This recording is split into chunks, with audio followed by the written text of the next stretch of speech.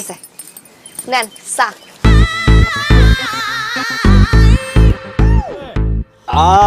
ভাবি আপনার হাতে আসলেই জাদু আছে ভাবি।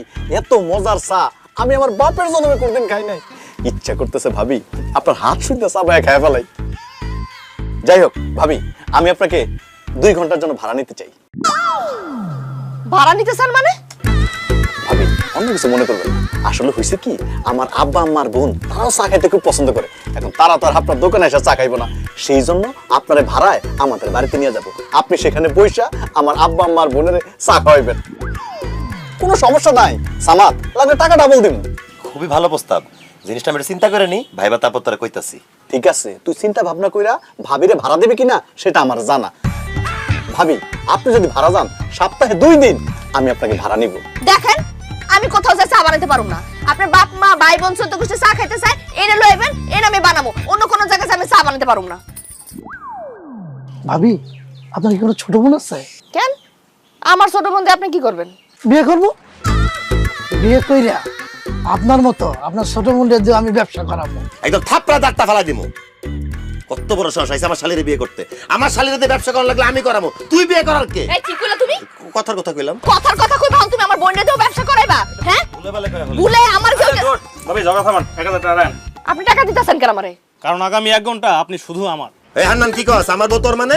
আরে সামাদ, তুই যেটা বুঝছো ওইটা না। মানে কইছি যে আগামী 1 ঘন্টা ভাবি আমার লাগি খাই চা বানাইবো, আমার লাগি কথা কইব। এই লেগে তার আমি 1000 টাকা দিয়া বুকিং দিয়ে রাখলাম। ওরে আল্লাহ রে, 1000 টাকার বুকিং সাপলা। তাহলে ঠিক আছে, এক কাজ কর, আমি ঘড়ি ধরতাছি, তুমি আগামী 1 ঘন্টা হান্নার লগে আড্ডা দাও, ওর লগে কথা কও, ওরেই চা খাওয়াও। চুপ করো তুমি।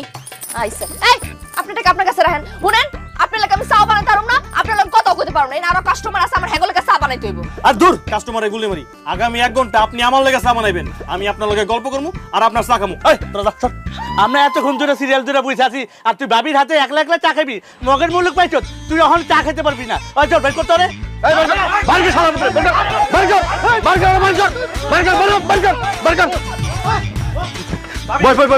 ভাবি ভাবি আমার আর একটা আরে আপনি কত কথা ধরেন কে লাগা?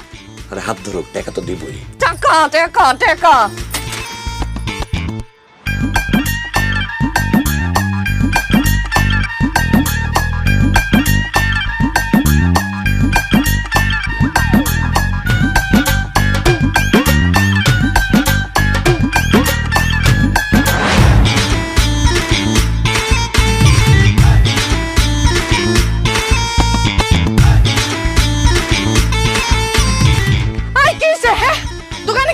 নাকি চুরি হয় নাই?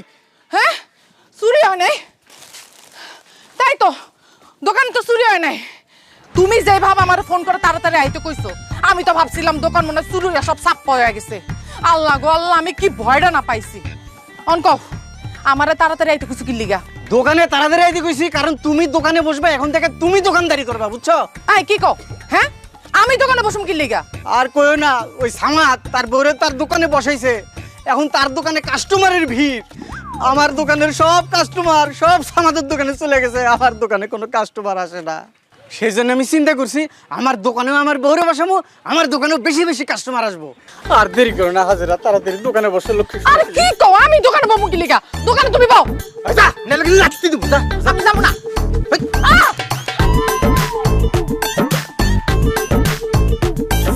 হাসি দে, হাসি দে।